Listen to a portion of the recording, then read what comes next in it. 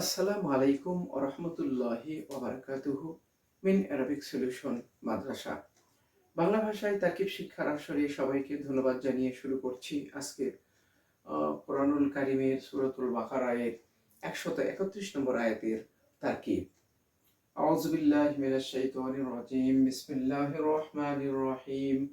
ওয়া ইয ক্বালা লাহু রাব্বুহু আসলিম قال أسلمت لرب العالمين أصغر الآية هذه الآية أصغر الآية من سورة البقرة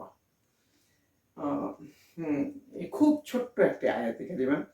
আমাদের তারকিবটা অত্যন্ত সহজ হবে এবং আমি অত্যন্ত তীক্ষ্ণভাবে খুবই এঁকে এঁকে খুবই সহজ করে করে আমি এই আয়াতে কারিমার তারকিবটি বুঝিয়ে দেওয়ার চেষ্টা করব।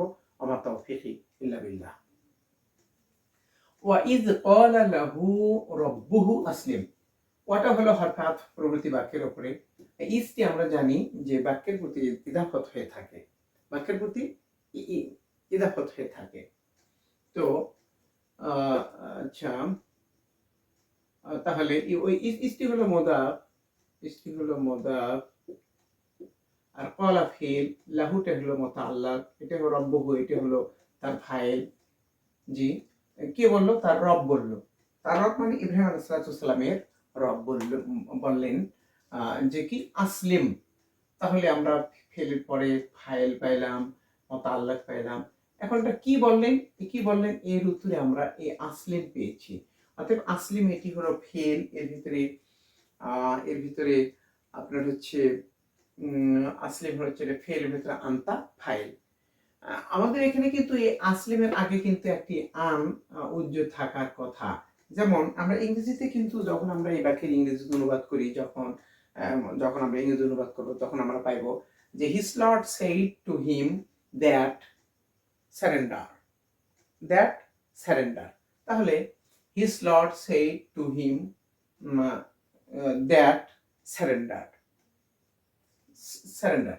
তাহলে এখানে কিন্তু আন উজ্জ্বল থাকার কারণটা হলো যে এই কলা ফেলের পরে তার মাফুলে বিহির আগে এই আনটা উজ্জ্বল থাকে, আনটা উজ্জ্বল থাকে, সকল ক্ষেত্রে আনটা উজ্জ্বল থাকবে।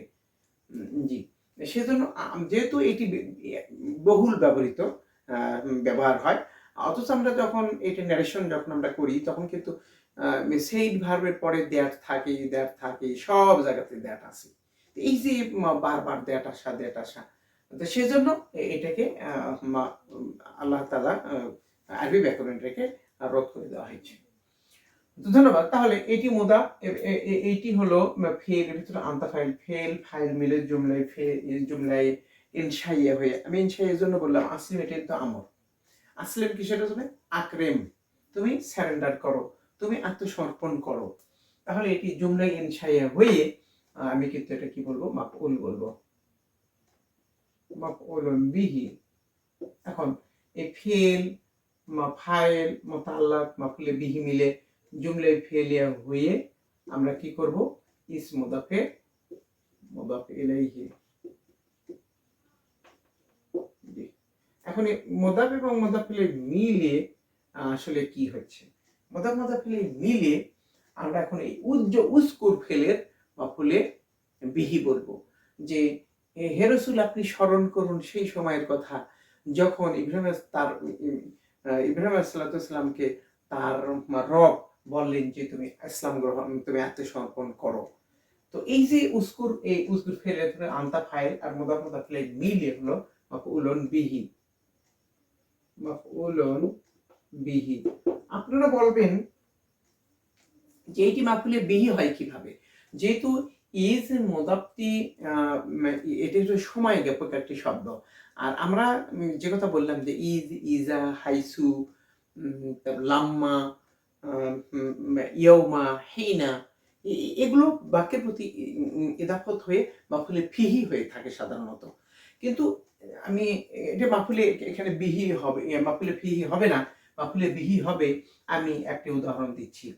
জি, উদাহরণ দিচ্ছি এইভাবে, যেমন ইয়ৌমাল জুমাতে,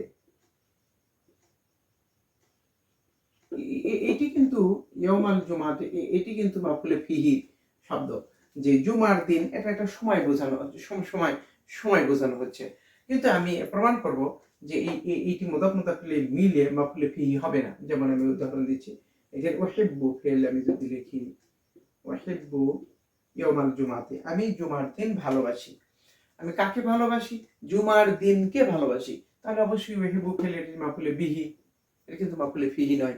কিন্তু আমি যখন ফেল একটু ভিন্ন ভিন্ন একটি ফেল নিয়ে এসে দিই, তখন এই শব্দটি মাফুলে ফিহি হবে।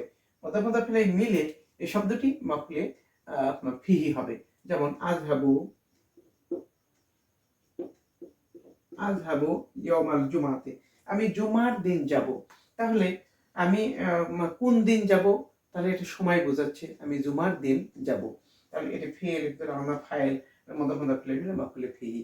তাহলে এই যে মাফুল এই যে মুদাফ মুদাফিলে আমি যে কথা বোঝাতে চাচ্ছি সেটা হলো এই যে যে এই এই এই মাফুলে ফিহির শব্দটি আপনার হচ্ছে আমি এখানে মাফুলে ফি ইসটা হচ্ছে মাফুলে ফিহির শব্দ। জি, এই ৬টি শব্দ বাক্যের প্রতি ইজাফত হয়ে মাফুলে ফিহি হয়ে থাকে। কিন্তু আমি এখানে মাফুলে বিহি লিখলাম, কারণ হলো যে এটি উস্কুর ফেলে মাফুলে বিহি হয়েছে। এটিকে পরীক্ষা করার জন্য বা এটিকে বোঝানোর জন্য আমি কিন্তু প্রথম শব্দটা নিয়ে এসেছিলাম এবং পরের শব্দটি কিন্তু এটা মাফুলে ফিহি হইল। তার অর্থ হলো যে আমি একথা বোঝাতে চাচ্ছি যে ইস মুদাফ মুদাফিলে মিলে সবসময় যে মাফুলে ফিহি হবে তা কিন্তু নয়। পরবর্তী বাক্যের ফেলের চাহিদা অনুসারে এটা মাফুলে ফিহিও হতে পারে, মাফুলে বিহিও হতে পারে। মাশাআল্লাহ, চমৎকার। আমার মনে হয় আমি এই পর্যন্ত বোঝাতে সক্ষম হয়েছি। ক্বালা আসলামতু লিরাব্বিল আলামিন, ক্বালা আসলামতু লিরাব্বিল আলামিন। তিনি বললেন, ইব্রাহিম আলাইহিস সালাতু ওয়াসসালাম বললেন যে আমি গোটা পৃথিবীর রবের সমীপে আমি আত্মসমর্পণ করলাম। He said that I surrendered to the Lord of the universe. I surrendered to the Lord of the universe. এই গোটা পৃথিবীর সমস্ত পৃথিবীর রবের সামনে আমি আত্মসমর্পণ করলাম। তাহলে এখানে এই যে কলা ফেল, এটি ফাইল আসলাম, তো এই কলা ফেলের পরে he said সে বলল, আমরা যখন ইনভার্টেড কমা উঠিয়ে দিব তখন কিন্তু দ্যাট হিসেবে আসার কথা। কিন্তু আমি এর আগে বলেছি যে কলা ফেলের পরে না আন আসে না, এই আন হরফে তাফসীর আসে না। জি, হরফে তাফসীর আসে না। তো ধন্যবাদ। তাহলে আমরা তাহলে কলা ফেল এর মধ্যে হুয়া ফাইল, ফেল ফাইল হয়ে থাকলো। এখন জি কি বললো, এই যে এই ইনভার্টেড কমা এইটি এই সেইড ভার্বের এটা কিন্তু অবজেক্ট হয়েছে। জি, আমরা এখন কলা ফেল এর ভিতরে হুয়া ফাইল আর এই জুমলাও হয়ে জুমলায় ফেলিয়া হয়ে এটা এই কলা ফেলে মাফুলে বিহি। যেমন আমরা এখানে কলা ফেল এটা আসলেন তার হলো মাফুলে বিহি হয়েছে। তাহলে কলা ফেল এর ভিতরে হুয়া ফাইল, আসলাম তো ফেল এর ভিতরে আনা ফাইল, লিটা হলো হরফে জার, রব্বি মুদাফ, আলামিন মুদাফ ইলাইহি, মুদাফ এবং মুদাফ ইলাইহি মিলে লাম হরফে জারের মাজরুর, জার মাজরুর মিলে মুতাআল্লাক।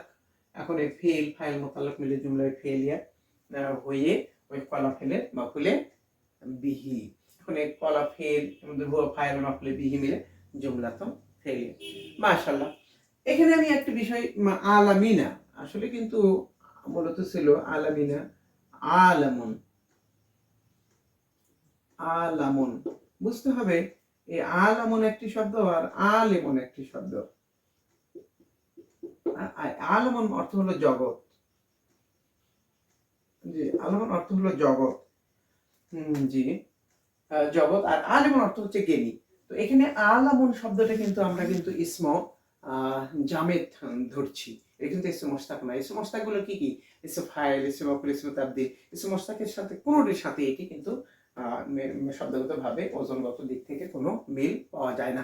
তাহলে শব্দটি যদি জমা ইসম মুশতাক যদি না হয় তাহলে তার শেষে ওয়ানুন যুক্ত করে কেমনে জমা করা যায়? জি, এটি একটি প্রশ্ন। জি, এই প্রশ্নের উত্তর অবশ্য আমরা আলহামদুলিল্লাহ সূরাতে পেয়েছি, আলহামদুলিল্লাহি রাব্বিল আলামিন। এই প্রশ্নের উত্তরে আল্লামা জামাখশরী রাহমাতুল্লাহ আলাইহি চমৎকার উত্তর দিয়েছেন। এখানে এখানে জগৎ বলতে কিন্তু যদিও শব্দটা ইসমু জামেদ, আর ইসমু জামেদের শব্দের যেমন আমরা যদি বলি একটা উদাহরণ দিই, যে এই যে কিতাবন, জি কিতাবন শব্দটা কিন্তু ইসমু জামেদ। তাহলে ইসমু জামেদ এইটিকে আমি কি কিতাবন কিতাবানে কিতাবুনা বলতে পারবো? কোশ্চিন কালেও নয়, কোশ্চিন কালেও আমি ইসমে জামেদকে ওয়ানুন যুক্ত করে জমা করতে পারবো না। জি, তাহলে এখানে আলামুন শব্দটা ইসমে জামেদ, তাহলে এইটি ওয়ানুন যুক্ত করে কেমনি আলামুন আছে আলামুনা, জি আলামুন আলামানে আলামুনা জমা করা হলো, আর সেইটি জেরের অবস্থায় ইয়ানুন হয়ে গেল আলামুন আলামানে, এই যে আলাম আলামুনা আলামিনা আলামিনা, যেমন মুসলিমুনা মুসলিমিনা মুসলিমিনা। মাশাআল্লাহ। তো এখানে আলামুনা এখানে কিন্তু এই জবর কি জেরের অবস্থায় রবি মুদাফ, এটি হলো মুদাফ ইলাইহি, এই মুদাফ ইলাইহি জবর অবস্থায় জেরের অবস্থায় ইয়ানুন হয়েছে। তো আমার প্রশ্ন হলো এখানে আলামুনা হয় বা কিভাবে? এই প্রশ্নের উত্তরে আল্লামা জমশেদ রহমতুল্লাহ যে উত্তরটি দিয়েছেন সেটা হলো এই যে তিনি হলেন সমস্ত জগতের হলো প্রভু। আর জগৎ বলতে এখানে যেহেতু এটি জগৎ বলতে এখানে মানুষ এবং জিন অগ্রাধিকার দেওয়ার কারণে, যেহেতু মানুষ এবং জিনের আকল আছে, জ্ঞান আছে, তো সেজন্য এই আর জ্ঞানওয়ালা জ্ঞানযুক্ত ব্যক্তির ক্ষেত্রে কিন্তু ওয়ানুন যুক্ত হয়ে জমা হয়ে থাকে, যেমন নাসিরুন নাসিরানে নাসিরুনা, দারিবুন দারিবানে দারিবুনা। তো সেই দিকে ইঙ্গিত করেই শব্দটি যদিও আপনার হচ্ছে ইসমে মুশতাক নয়, ইসমে জামেদ, তো ওই জিল আখিরের দিকে তাকিয়ে ওয়ানুন যুক্ত করে জমা করা হয়েছে। জি, আমরা আমরা এই দৃষ্টান্ত পাই।